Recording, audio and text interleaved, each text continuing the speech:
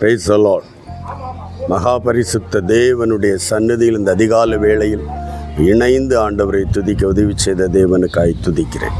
இந்த காலை வேளையில் 119ஆம் சங்கீதத்தின் 5வது வசனத்தை உங்களுக்காக வாசிக்கிறேன். உமது பிரமாணங்களை கை கொள்ளும்படி என் நடைகள் ஸ்திரப்பட்டால் நலமாயிருக்கும். அருமையான ஒரு வார்த்தை. ஏன் பல தெய்வ பிள்ளைகள் தேவனுடைய பிரமாணங்களை கை கொள்ள முடியாமல் இருக்கிறார்கள்? வழிகள் உறுதி இல்லை. நம்முடைய லைஃப் ஸ்டைல், உலகத்தின் பழக்க வழக்கங்கள், உலகத்தின் ஆசாபாசங்கள் ஒரு தெய்வ பிள்ளையை நடையை உறுதிப்படுத்தாமல் சிலிப்பாக்கி விட்டுறது, சறுக்கி விடுகிறது. இந்த கால வேளையில் யார் ஆண்டவரே உம்முடைய பிரமாணங்களை எனக்கு கற்றுக் கொடுத்திருக்கிறீர், அதை உண்மை என்று தெரியும், அதை கை கொள்ள முடியலப்பா என்று யார் இந்த கால வேளையில் ஆண்டவரே அதன் நிமித்தம் நன்மை குறைவு, ஆசீர்வாதம் குறைவு, வேதனைகள் என்று கடந்து போகிற தெய்வ பிள்ளையோ, இந்த கால வேளையில் வேதம் சொல்கிறது, பிரமாணங்களை கை கொள்ளும்படி நடைகள் ஸ்திரப்படுத்தும். என் நடைகள் உறுதி இல்லாதபடியினால், தேவனை பற்றி கொள்ள இயலாதபடியினால் தான் ஆண்டவரே எனக்கு அந்த பிரமாணங்களை கை கொள்ள முடியவில்லை. இந்த கால வேளையில் அதை தேவனிடத்தில் அர்ப்பணிக்கலாம். என் நடைகளை ஒன்று உறுதிப்படுத்துங்க. நான் வழியை போகிறேன், சறுக்கி விழுந்து விடுகிறேன். ஆண்டவரே உம்முடைய சன்னதியை விட்டு தயவா என் நடைகளை உறுதிப்படுத்தும்.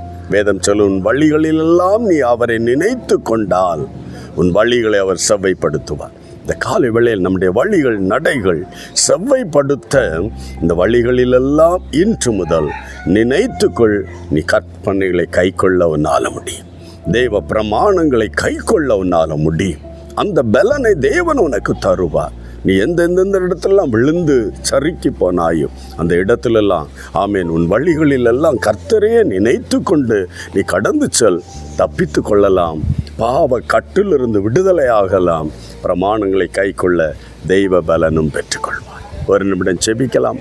அன்பு தகப்பன், இந்த நாளிலும் என்னோடு இணைந்து யார் ஆண்டவரே சறுக்குகளில், சிக்குகளில் ஆண்டவரே சறுக்கி விழுந்து எழும்பி கொண்டு இருக்கிறார்களோ, அவருடைய நடைகளை உறுதிப்படுத்தும்படியாய் அவருடைய வழிகள் எல்லாமே நினைத்து கொண்டு அந்த கண்ணிகளிலிருந்து தப்பித்து கொள்ள தேவன் இந்த பிள்ளைகள் ஒவ்வொருவருக்கும் இரக்கம் செய்வீராக. ஒவ்வொரு குடும்பங்களையும் ஒப்பு கொடுக்கிற ஒவ்வொருவர் அன்பு தகப்பனே உடைய பிரமாணங்களை கை கொள்ளுகிறவர்களாய் காணப்பட பரிசுத்தர் உதவி செய்யும். ஆசீர்வதியும்.